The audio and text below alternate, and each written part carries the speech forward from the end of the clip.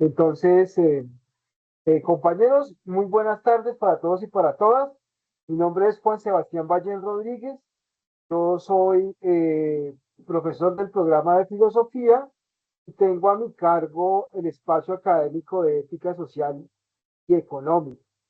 Entonces, la idea es que tengamos una aproximación a la obra de Karl Marx, eh, filósofo, economista, y revolucionario, por supuesto. Entonces, se cumplen, digamos, todos los objetivos en este pensador. Es una figura fundamental, digamos, dentro de la historia de la filosofía, y el curso de ética y social económica está inspirado, pues, en esta figura tan importante de la filosofía moderna. Entonces, espero que esta presentación contribuya en sus análisis particulares, en sus comprensiones sobre la obra de este pensador tan crucial en la historia de la filosofía. Bueno, Karl Marx, hablemos unas cosas de su vida. Nace en Treveris, en la ciudad prusiano-renana, ¿no? Recordemos que Alemania todavía es un territorio que históricamente no se ha conformado como una nación, ¿no? Eh, Son una cantidad de feudos, digamos. Alemania posterga su edad media, digamos, por mucho tiempo en la modernidad, y eso la hace una sociedad también atrasada, ¿no? A juicio de Marx. Marx tiene una crítica, digamos, directa contra el sistema social alemán, justamente por su, digamos, dominio terrateniente y feudal. Recordemos que el feudalismo es una estructura económica premoderna, ¿no? Y que dominó a lo largo de la Edad Media, es decir, que digamos que Alemania estaba repartida por unos feudos, es decir, unas monarcas que tenían ciertos privilegios sobre las tierras, y de cierta manera empieza a haber como una crisis política, económica y social sobre ese modelo feudal. Entonces Marx también, a lo largo de su obra y de su vida también, luchó contra esa estructura feudalista que dominaba en Alemania. Entonces, digamos, la Alemania de ahora no es la Alemania que vivió Marx, por supuesto. Alemania de avanzada, progresista, pionera en el capitalismo, ¿no? La Alemania que conoció Marx, una Alemania dividida por feudos, terratenientes, que se apropiaban de los baldíos y donde los campesinos eran, digamos, los últimos en la escala social. Y en su vida periodística, Marx va a luchar contra esas injusticias que genera un Estado, digamos, dividido por feudos. Otro elemento de su vida que debemos tener presente es que proviene de una familia judía convertida al protestantismo, digamos, a la fuerza. De alguna manera, eh, su padre eh, decide volverse al protestantismo porque piensa que eso lo va a hacer un poco más moderno, insertarse mejor en la sociedad alemana que está como progresando, está tratando de liberarse, digamos, del yugo de la religión. El judaísmo también es otra religión teocrática, digámoslo así, una religión, digamos, que exige una obediencia ciega a los principios morales y religiosos. Entonces, eso no permite pensar, ¿sí? No permite ser moderno. Esa es la idea que tenía el padre de Marx. Entonces, Marx se formó en su infancia, digamos, con una secularización. Su madre, pues, era católica, pero su padre se hace el protestantismo, se abandona, digamos, su linaje. Es un largo linaje de judaísmo, de rabinos, ¿no? Entonces, pues, Marx tenía una familia muy importante dentro del judaísmo, pero pues su padre abandona eso y se vuelve más bien como un lector de la filosofía moderna, de la ciencia, un tipo más bien como interesado por los temas de la actualidad, y de alguna manera ese elemento va también a formar a Marx en su infancia y en su juventud, porque en últimas él va a ser también un autor ateo, ¿no? Digamos que su propuesta económica y filosófica está fundada también en unos planteamientos ateos que posiblemente podamos ver a lo largo de esta presentación. Luego de estudiar Derecho, Marx logra un doctorado en filosofía y publica innumerables artículos. Este también es un elemento muy importante. Él estaba estudiando Derecho y filosofía, y parece que tiene más inclinación por la filosofía y se dedica a estudiar a los materialistas Leucipo y Demócrito, los maestros de la corriente presocrática del atomismo. Eh, Él tenía una inclinación particular por el materialismo, digamos que no era una filosofía ajena, y en ese sentido se presenta la oportunidad de esta formación filosófica en la Universidad de Berlín, donde recibe formación fundamentalmente de los hegelianos, y entonces Hegel sigue siendo el filósofo estelar, a pesar de que ya había muerto, pero tiene una corriente de seguidores, y de hecho hay una fracción o dos fracciones que se disputan la interpretación de Hegel. Están los hegelianos de derecha y los hegelianos de izquierda. Entonces Marx se forma en ese ambiente filosófico y también de alguna manera disiente también de Hegel. Pues una de las formas que podríamos interpretar esa toma de distancia del maestro Hegel es ni más ni menos que su análisis sobre el materialismo en Leucipo y Demócrito y sus relaciones con la teoría hedonista de Epicuro, que esa es como su investigación doctoral. Entonces, valga decir que esa relación que encuentran Marx entre Leucipo, Demócrito y Epicuro está fundado sobre la base de un materialismo filosófico, ¿no? Y el materialismo filosófico de alguna manera discute contra el idealismo, ¿no? En el sentido de que el idealismo da más preponderancia a la conciencia, al alma, al espíritu, a la especulación, mientras que Marx se estaba dando cuenta que ya esa filosofía no servía para entender los problemas de su presente, que eran problemas dominados por las desigualdades sociales. Yo les decía que él fue muy crítico del feudalismo, digamos, alemán. Eh, También fue muy crítico de la religión y lo vio pues en el ejemplo de su padre al convertirse al protestantismo. Y en la academia vio que también de alguna manera la academia alemana estaba narcotizada por el idealismo alemán y ese narcótico no les permitía ver las nuevas situaciones reales que estaban padeciendo eh, las masas, ¿no? El proletariado, el campesinado, los obreros. Entonces, esa realidad social impactó profundamente a Marx y él descubre que entonces no es la conciencia la que determina la realidad, sino que es la realidad la que determina la conciencia. Entonces, una de sus tesis filosóficas que ustedes pueden encontrar en los manuscritos económicos filosóficos, pero también en el Capital, en las tesis sobre Feuerbach. Es decir, esta idea está de alguna manera dispersa, está latente en toda su obra. Es decir, la idea de que es la materia la que determina la conciencia y no la conciencia la que determina la realidad. Y en ese sentido, la tesis doctoral pues le da unas luces de cómo desde la tradición filosófica se ha pensado estos temas a la luz del materialismo atomista, es decir, la realidad está dominada por átomos y vacío y chocan permanentemente y gracias a ese planteamiento pues derivamos también en un ateísmo declarado filosóficamente en el sentido de que si la realidad está dominada por átomos y vacíos, quiere decir que no hay ninguna divinidad preexistente que explique el caos en el que aparece la realidad es conflictiva, es materialmente conflictiva, ¿no? Ese materialismo conflictivo configura la realidad, y en ese sentido, pues no habría una entidad preexistente, divina, espiritual, que explique el devenir de la realidad y de su caos. Entonces, por eso Marx se inclina por pensar que el materialismo sigue teniendo vigencia, y eso también lo relaciona con el epicureísmo y el hedonismo y el placer, claramente. Y entonces, y le interesa mucho también el ateísmo hedonista de Epicuro, ¿no?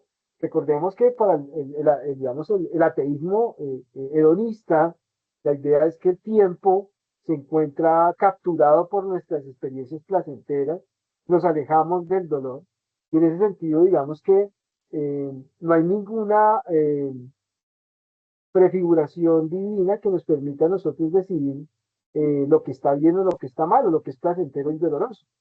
Entonces, mientras estemos en este mundo, pues Dios no está. Y cuando nosotros ya desaparezcamos de la faz de la tierra, pues definitivamente, pues nosotros no estaremos, o no tendremos la conciencia de la muerte. Entonces, por lo tanto, no hay ninguna divinidad, ninguna preexistencia que explique nuestro lugar en el mundo. Entonces, vean ustedes que el planteamiento materialista deviene en ateísmo, ¿eh?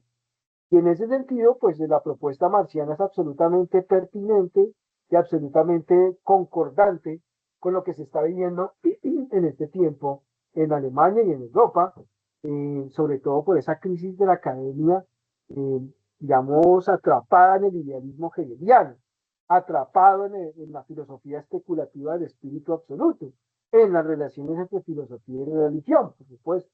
Entonces, Marx quiere un poco como tomar distancia de esa filosofía y por eso es que Marx es uno de los pensadores, digamos, muy atractivos para poder pensar las relaciones entre filosofía y economía, que es básicamente uno de los temas que aborda este espacio académico de aprendizaje. En ese sentido, pues, Marx fue un crítico acérrimo de la situación socioeconómica de la sociedad y por eso podemos declararlo que uno de sus roles, recuerden ustedes, una de las actividades que tuvimos en el curso de Ética Social y Económica tenía que ver con identifiquemos los roles de Marx. Entonces Marx fue estudiante de filosofía, fue periodista, fue revolucionario, fue historiador, fue economista. Es decir, a lo largo de su vida Marx asume unos roles muy interesantes que lo hacen un personaje camaleónico, ¿eh?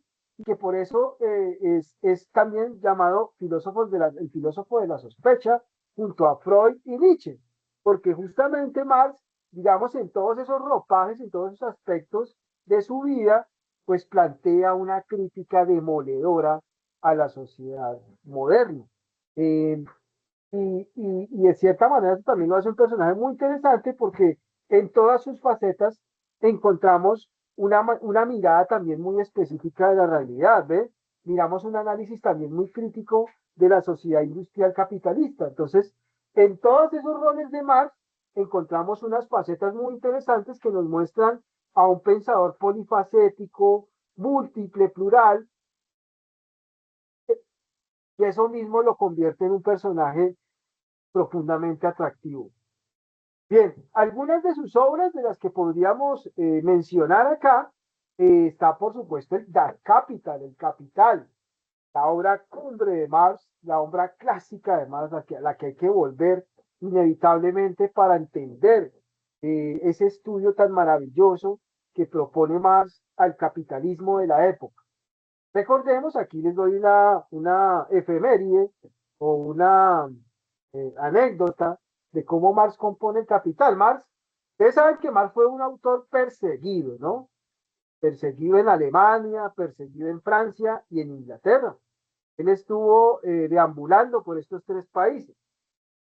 Finalmente en Inglaterra lo aceptan, digamos que no tiene problemas allá, y él se ubica en Londres, y en Londres tiene la fortuna de conocer el archivo de economía que tenía la biblioteca de la ciudad, eh, la biblioteca británica, justamente. Y allá hace su estudio sobre el capital. O sea, él duró muchos años entrando a esa biblioteca, analizando estadísticas, informes de viajes, resultados de análisis econométricos, es decir, Marx estuvo juicioso, metido en la biblioteca, analizando todos los informes que le llegaban a la corona inglesa de las colonias, por supuesto también los informes internos del movimiento de la economía. Allá también pudo conocer seguramente la obra de David y Ricardo, de Adam Smith. Recordemos que Marx tiene una discusión profunda y sostenida con estos pensadores clásicos de la economía. Y entonces, pues Marx el Capital es la gran obra de Marx. No podemos perder de vista ese tema. El manifiesto del Partido Comunista también es un texto ya viejito, digamos, que es otra versión de Marx, más panfletario, más educador de los obreros y digamos que este manifiesto del Partido Comunista es una petición que le hacen los obreros de París para que los oriente de cómo estructurar su movimiento revolucionario de resistencia. Y Marx les regala junto a Engels el manifiesto del Partido Comunista. Eh, Luego de su muerte se publica una de las obras que pues ustedes han tenido que leer en el curso, que es los manuscritos económico-filosóficos, que son unos manuscritos, digamos, de análisis previos, ensayos de Marx, pero que plantea también unas relaciones muy interesantes entre filosofía y economía. Ahí es donde ustedes encuentran el balance, por ejemplo, crítico a la economía clásica, David Ricardo, Adam Smith, la fisiocracia también, movimiento económico muy importante, y por supuesto el mercantilismo, la burguesía y la gran industrialización. Es decir, es una obra completa, también es una obra que nos muestra un Marx revolucionario, crítico, un Marx humanista, que más también fue un humanista en el sentido de que él se daba cuenta que las dinámicas del mercado en la sociedad industrial es una dinámica enajenante, es una dinámica donde el ser humano se convierte en un objeto dentro de una gran máquina y en ese sentido pierde humanidad, ¿eh? Entonces, en los manuscritos económico-filosóficos, muy interesante esa recuperación del ser humano como un ser genérico, concepto marxiano. ¿Qué significa ser genérico? Pues resulta que el ser humano, en el contexto de las sociedades altamente industrializadas, pues se convierte en un especialista, ¿ve? Entonces resulta que usted, por ponerles un ejemplo, se vuelve un especialista para poner el tornillo en la tuerca y toda su vida se dedica a hacer eso. Por eso se gana un salario. Eso es lo que llama más el trabajo especializado. Pero el problema del trabajo especializado es que convierte al ser humano en una máquina, en un objeto, porque cada vez, digamos, que él hace su actividad, su rutina, que es muy específica, no sabe hacer otra cosa más, pues no logra potenciar, digamos, todas sus actividades humanas, por ejemplo, el pensamiento, la reflexión, la acción emprendedora, la acción social. Entonces el ser humano pierde cada vez vida, ¿ves? Y se vuelve un sujeto enajenado, otro concepto clave en la obra de Marx, el concepto de enajenación. Entonces resulta que la enajenación es la conversión del ser humano en objeto, en una realidad objetual, en una cosa reificada. Pues bien, en los manuscritos económico-filosóficos, Marx de alguna manera plantea una crítica a la sociedad enajenada y al ser humano enajenado. En el ejemplo que yo les propuse de este personaje que se dedica a toda su vida a ponerle la tuerca al tornillo, pues se produce un proceso de deshumanización. En ese proceso de deshumanización hay alguien que pierde y alguien que gana. El que pierde naturalmente es el obrero, pero el que gana es el capitalista, porque el capitalista es el dueño de la mercancía, que es una mercancía además que quiere un valor en el mercado. O sea que mientras que lo que hace el obrero siempre en su trabajo especializado, siempre se le va a pagar un salario igualito para siempre, para toda su vida, pero mientras tanto el objeto de producto en el mercado incrementa, ¿ves? Incrementa. Entonces al incrementar, pues resulta que eso es lo que se llama una plusvalía, el valor de más, el valor agregado.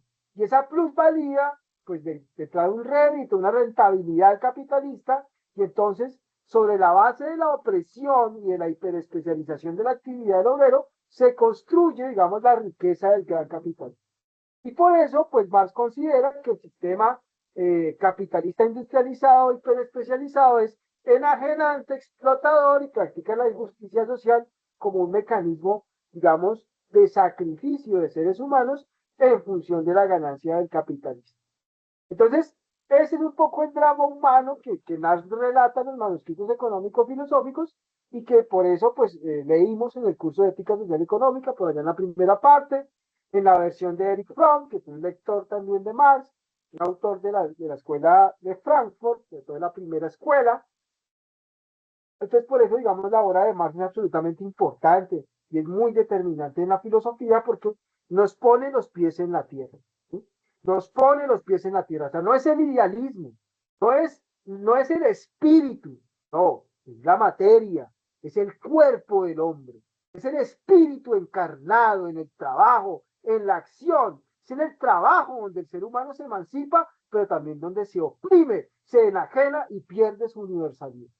Es por eso es muy interesante analizar esa relación entre economía y filosofía en Marx, porque si bien es una mirada dialéctica, y con dialéctica, que es otro concepto importante en la obra de Marx, queremos decir que hay un movimiento, ¿sí? Que Marx lee la historia y lee al ser humano en un movimiento que deviene de la opresión a la liberación, de la enajenación a la emancipación. ¿no?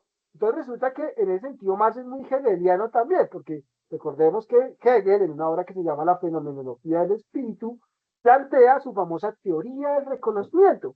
Y palabras más, palabras menos, que es la teoría del reconocimiento, pues es la lucha por el deseo, la lucha por el reconocimiento, una lucha histórica, es una lucha que se puede ubicar en los tiempos primitivos, claramente, que es la lucha del ser humano por su presa, por el depredador, que es la lucha en la sociedad civilizatoria entre los esclavos, ¿no? En el sistema esclavista y todo un drama por el reconocimiento que sería un poco los esclavos y los dueños de los esclavos, los amos. Luego podemos pasar a la Edad Media y al feudalismo y entender otra dinámica de reconocimiento y de conflicto, dialéctico también, entre el señor feudal y la gleba empobrecida o la servidumbre. Y más adelante podríamos inclusive entender también la lucha entre el campesinado y el señor feudal, y más adelante podríamos entender la lucha en el contexto burgués de los burgueses, los campesinos, y más adelante de los capitalistas y los obreros.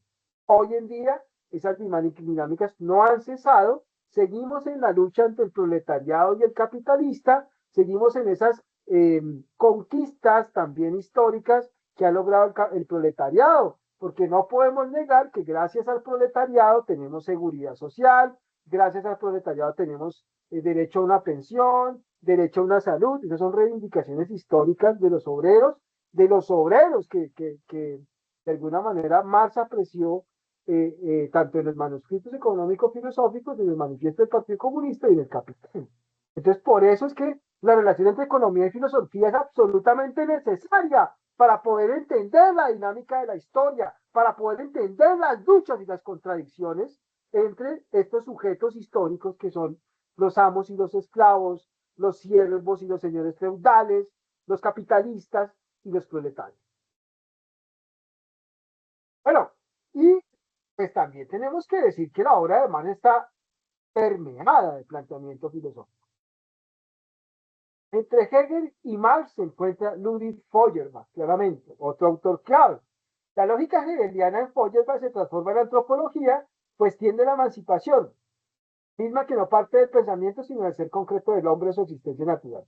Una orientación materialista crítica hacia la religión, pues Dios es para el hombre el contenido de sus sensaciones e ideas más únicas. Entonces, digamos que Feuerbach, de cierta manera, lo que hace es crear a partir del planteamiento hegeliano, el espíritu absoluto y el idealismo hegeliano, una antropología, ¿no? Una antropología. Entonces, la antropología básicamente, ¿qué es lo que hace? Es entregarle al ser del hombre, digamos, toda la entelequia de la liberación. Y digamos que Feuerbach también era cristiano, ¿no? Entonces él combina idealismo alemán, antropología filosófica y filosofía cristiana. Y entonces el modelo, digamos, humano, para pensar la mixtura de todos estos elementos que les he nombrado, es decir, ¿quién vendría a encarnar el espíritu, la filosofía del espíritu de Hegel? La antropología filosófica, ¿no? Como aterrizaje del idealismo absoluto.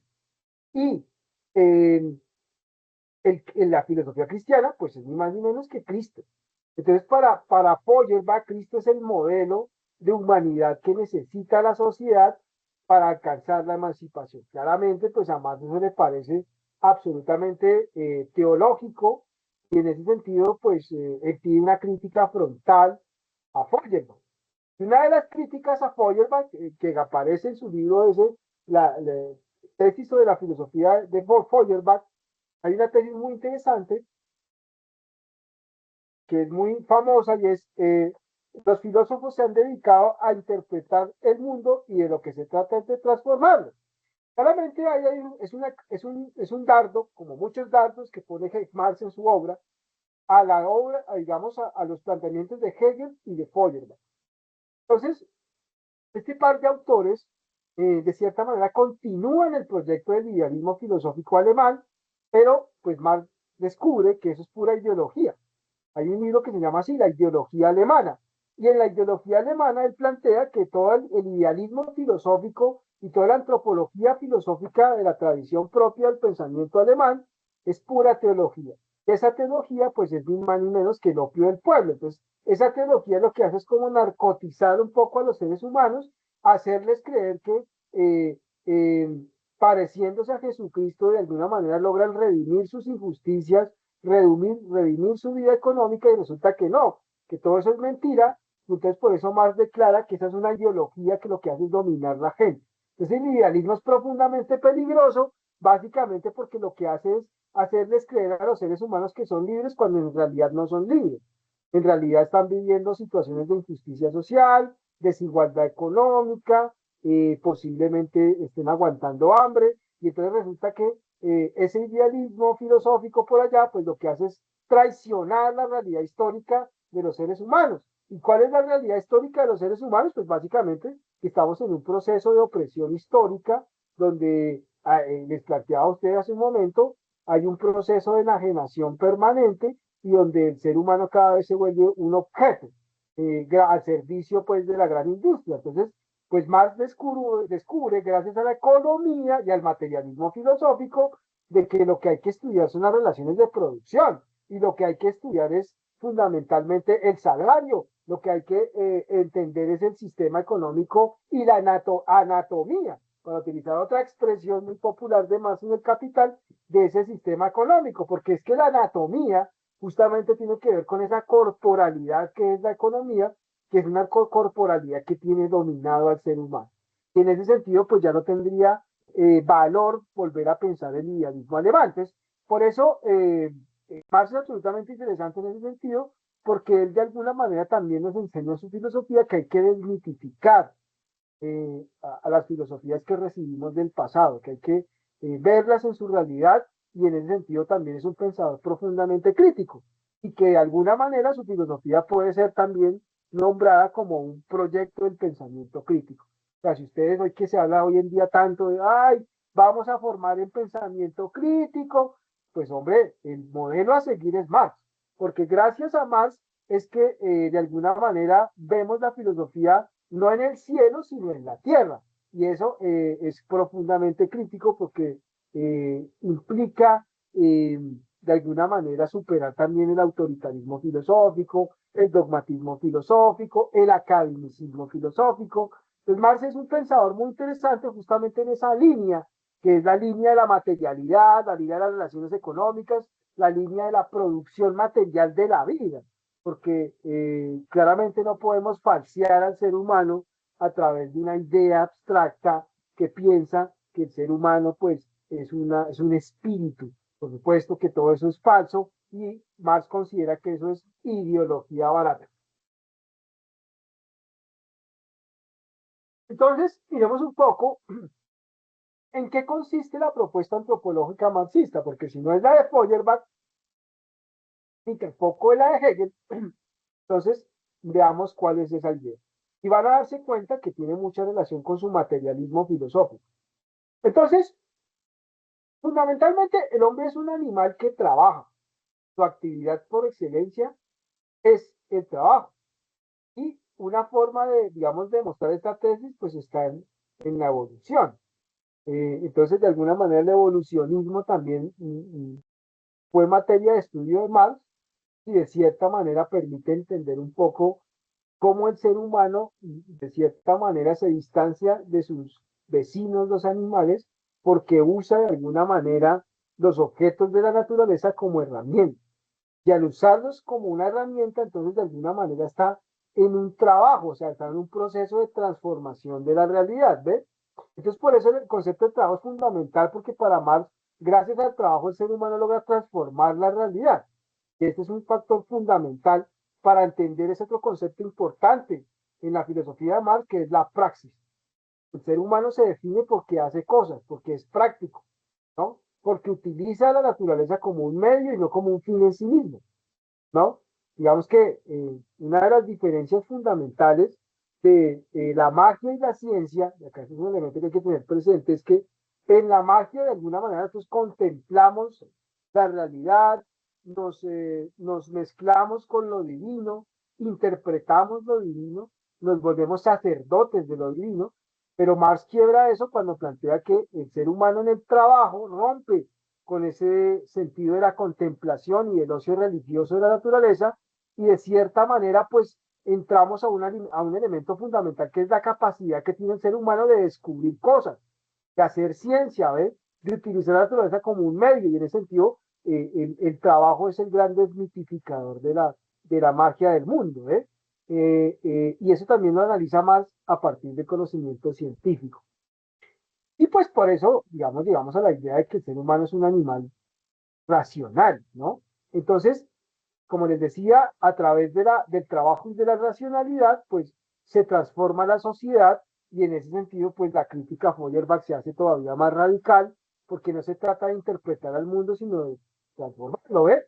Y el medio para transformarlo no es, digamos, repitiendo a Hegel, ni cogiendo a Cristo como modelo, sino que es pensando justamente en el trabajo, en la acción histórica del ser humano y el papel que va desempeñando la razón en ese proceso evolutivo, hasta que el ser humano logra absolutamente distanciarse de la naturaleza y crea un mundo civilizado, ¿eh? Entonces, además me interesa un poco esa historia evolutiva del ser humano, ¿no? Que pasa de lo homínido a lo humano, a lo humano. Lo humano es fundamentalmente un proyecto de racionalización, un proyecto de civilización. Bueno, otro elemento interesante para entender el fenómeno del trabajo en Marx tiene que ver con la alienación. Entonces, esa alineación ya estaba, era un concepto que ya se encontraba en Feuerbach y Hegel. Digamos que Marx lo recupera, pero le da un sentido totalmente diferente. Porque mientras que para estos pensadores la alienación era como una pérdida del ser humano en la materialidad, y pues por eso ellos eran idealistas en el sentido de que el ser humano solamente se recupera a sí mismo en la contemplación, en la filosofía del espíritu, en la meditación religiosa y en el seguimiento al modelo de Jesucristo. Pues claramente todo eso pues es una alienación. O sea, no seguir ese modelo pues es estar alienados. Pero Marx coge ese concepto espiritualizado de alienación y lo materializa. Lo materializa fundamentalmente en el trabajo. Entonces, en los manuscritos económicos filosóficos que ustedes estuvieron leyendo, hay unos apartados dedicados al fenómeno de la enajenación en el contexto de las sociedades industrializadas o capitalistas. Entonces, ¿qué pasa? El trabajo enajenado, pues ya les explicaba hace un momento, tiene que ver con un trabajo fabril, con una actividad que se repite, que es hiperespecializada, pero que genera un gran rédito para el capitalista, porque resulta que lo que hace el ser humano en el trabajo son productos, cosas, pero esas cosas resulta que ya no le pertenecen al obrero, sino que le pertenecen al mercado. Y en el mercado adquieren un valor, ¿ves? Resulta, aquí hay una distinción muy importante que se encuentra en el capital. Marx distingue entre el valor de uso y el valor de cambio, ¿no? En las sociedades industriales se privilegia el valor de cambio. Es decir, si yo, por ejemplo, dediqué 5 años a hacer zapatos Nike, ¿no? y me especialicé en los zapatos Nike, por ejemplo, de jugar baloncesto, y me volví experto en eso, pero no supe más, no me dediqué a otra cosa. Pero resulta que año a año, esos tenis que yo hacía con tanto esmero, y que servían para jugar baloncesto, fueron cogiendo fuerza en el mercado. Hasta tal punto que si yo los producía y tenían un valor de 5 pesos, después de 5 años va a valer 500 pesos. Entonces, claro, mi trabajo está enajenado, porque básicamente el producto de mi trabajo, que yo hago con tanto esmero, resulta que ya no me pertenece, sino que le pertenece al mercado que en 5 años ha valorizado un porcentaje al 500% del valor de sus tenis. Entonces, claro, yo estoy perdiendo. ¿Y quién está ganando? Pues el capitalista. Porque el capitalista de alguna manera vive de la especulación del mercado financiero. Entonces, como año a año va cambiando los precios del producto por infinidad de variables, esas variables van haciendo, digamos, más caro el producto, y el que se beneficia, digamos, del valor de cambio, no del valor de uso.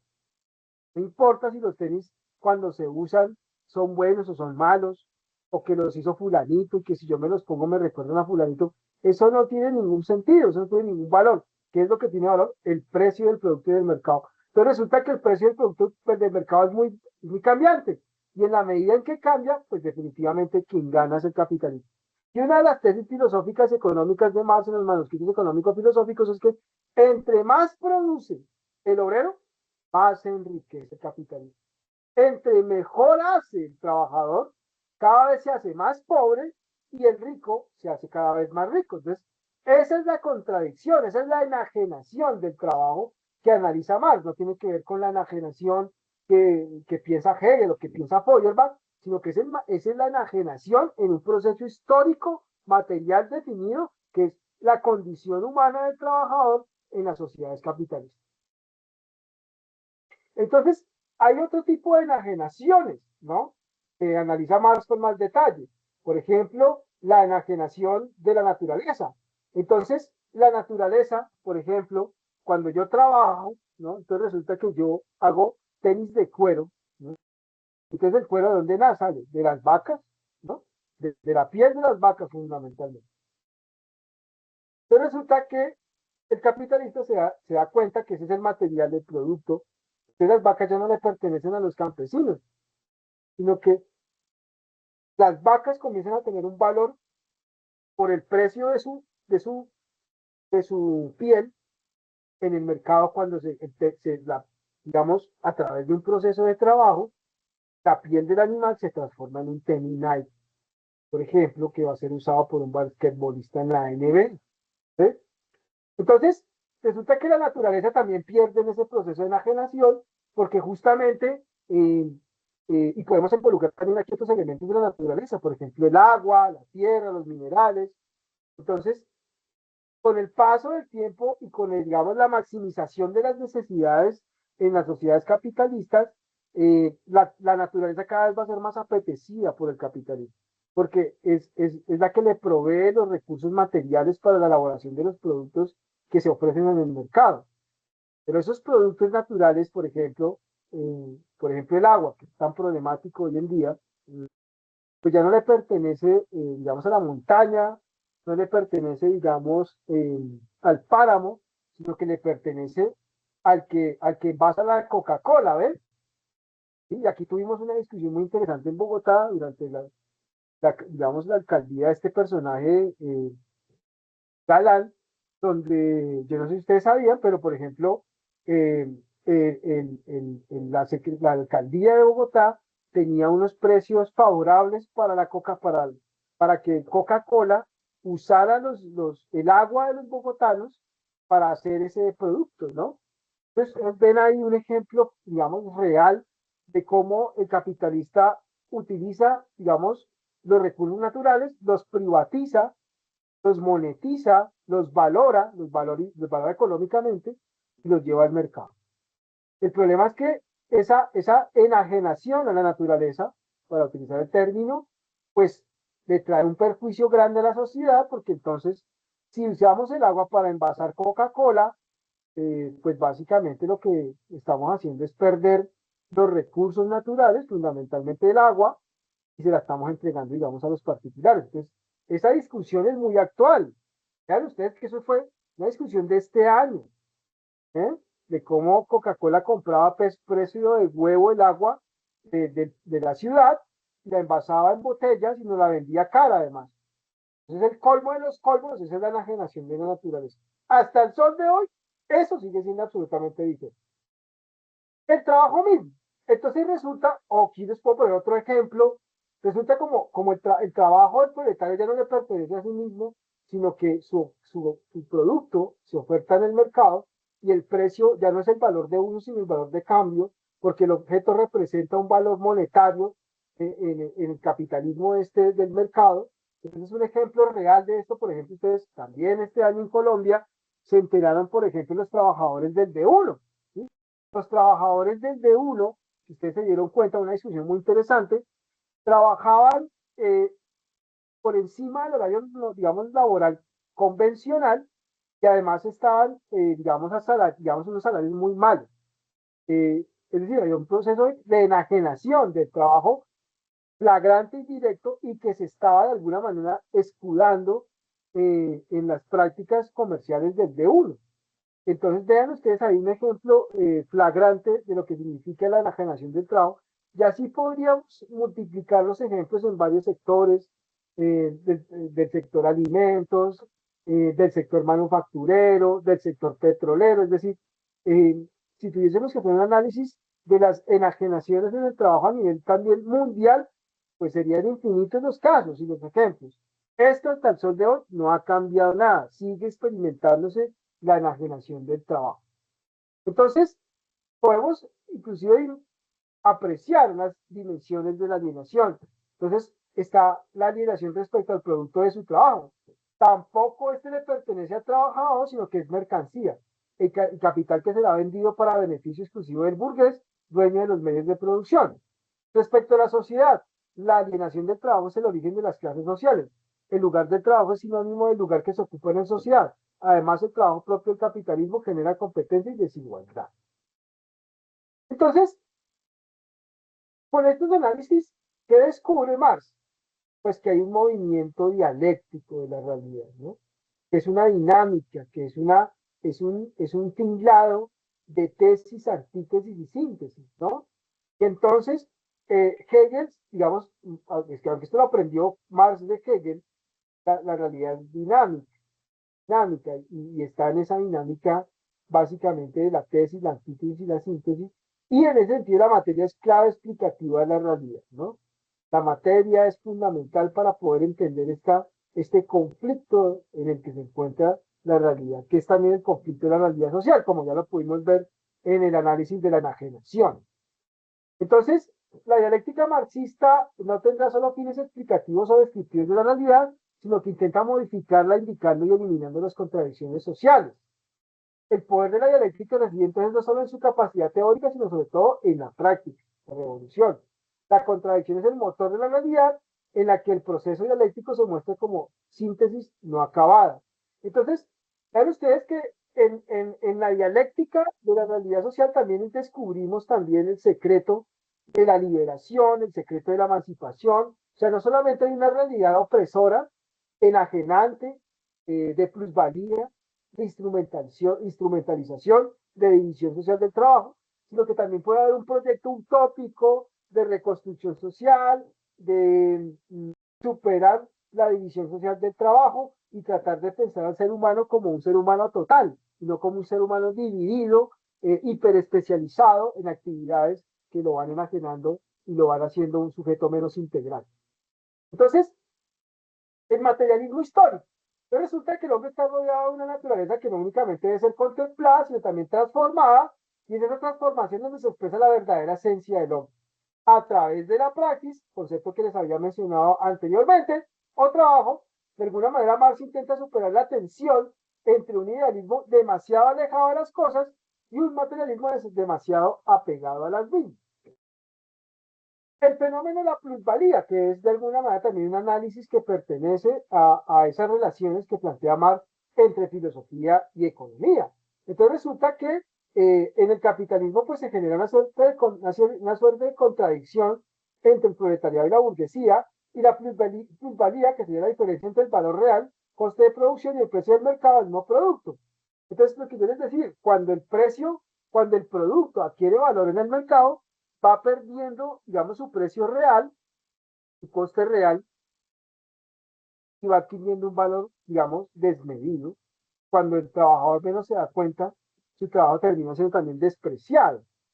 Y el valor del producto, pues, de alguna manera se eleva a tales niveles que produce justamente, pues, una plusvalía. Y en ese sentido, pues, la plusvalía termina enriqueciendo más al capitalista y empobreciendo al trabajador. Entonces, ahí encontramos una contradicción. Y a Marx le interesa de alguna manera entender cómo funcionan esos procesos contradictorios al interior del sistema capitalista. Entonces, de alguna manera, eh, el proletario vive una doble, digamos, humillación, porque de un lado vende su trabajo sin participar de la plusvalía y debe pagar esa plusvalía por lo que él mismo produce. Entonces, por ejemplo, si el trabajador, no sé, tiene dos hijos y entonces los hijos se enamoran de los tenis que hace su papá, pues él termina pagando con su trabajo el valor de los tenis, ahora de alguna manera hipervalorizados por la sociedad del mercado, entonces de alguna manera pierde el doble. Eh, entonces ya, digamos, a este punto podríamos hablar de un análisis marxista de la sociedad, ¿sí? Es decir, la sociedad es una estructura, es un concepto clave en el marxismo. Hay un sistema estructural, ¿no? Y esto es muy importante para filosofías posteriores, por ejemplo, para el estructuralismo francés. Claramente el concepto de estructura pues tiene un sentido marxista, económico, filosófico, pero también tiene un sentido lingüístico. Pues eso por ahí viéndolo desde Saussure y digamos digamos, todo el tema de la lingüística eh, tradicional.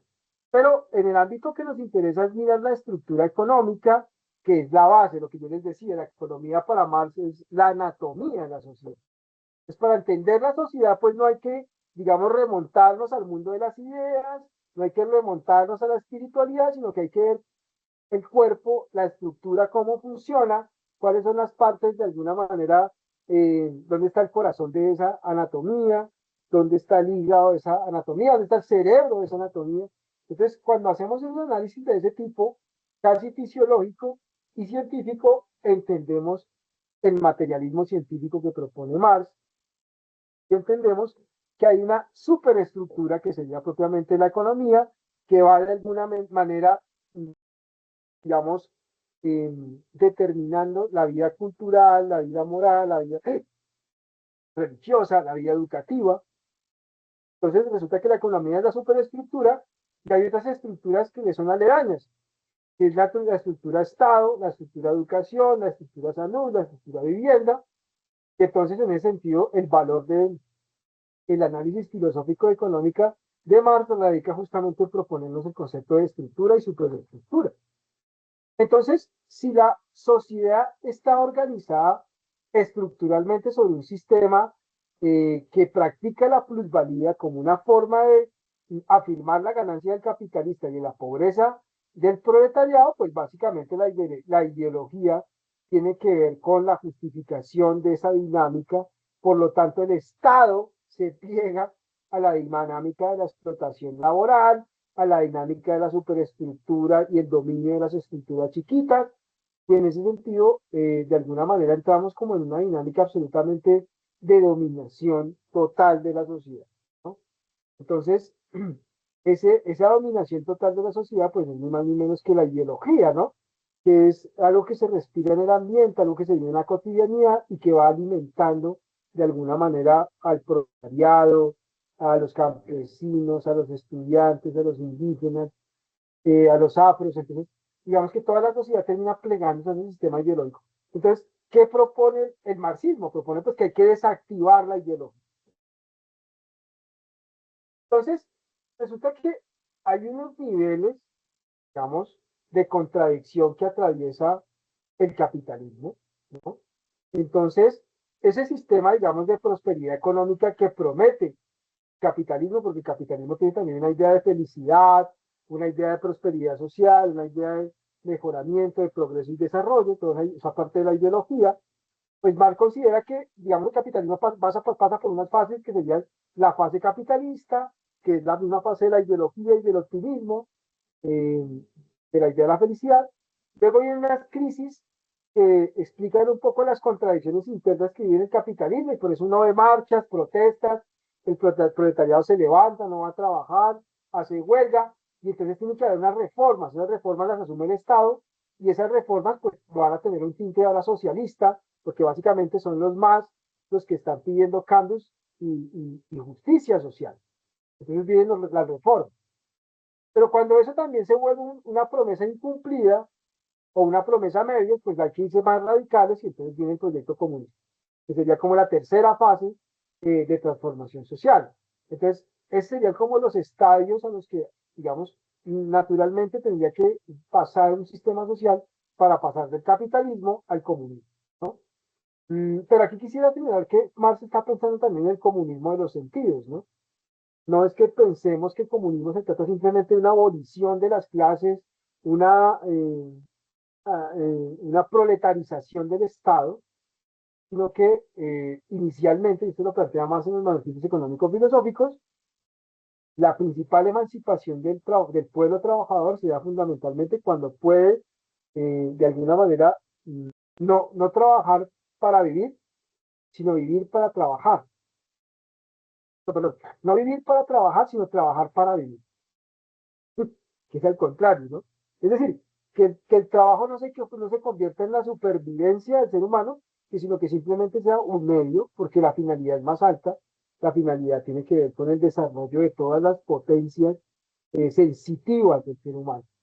Por eso digo yo que el comunismo es un comunismo de los sentidos, es decir, donde el trabajador en su acción fabril también puede pensar, puede educarse, puede liberarse, puede emanciparse. Y en esa emancipación, de alguna manera, se produce una serie de cambios sociales y de transformaciones benignas para, digamos, la asunción de un comunismo definitivo. Y bueno, esta sería como un poco la bibliografía que planteamos. Recomiendo mucho revisar la historia de la filosofía de Urdanós, es un dominico, muy interesante ese planteamiento y esa presentación que hace de Marx en términos generales, pero también recomendamos las bibliografías de Mora, García Morente, que es un clásico de la filosofía española, de Araya y de Olaya Tobar. Y esa sería la presentación que le teníamos preparada para el día de hoy, estudiantes. Espero que haya sido de su utilidad en este espacio de aprendizaje.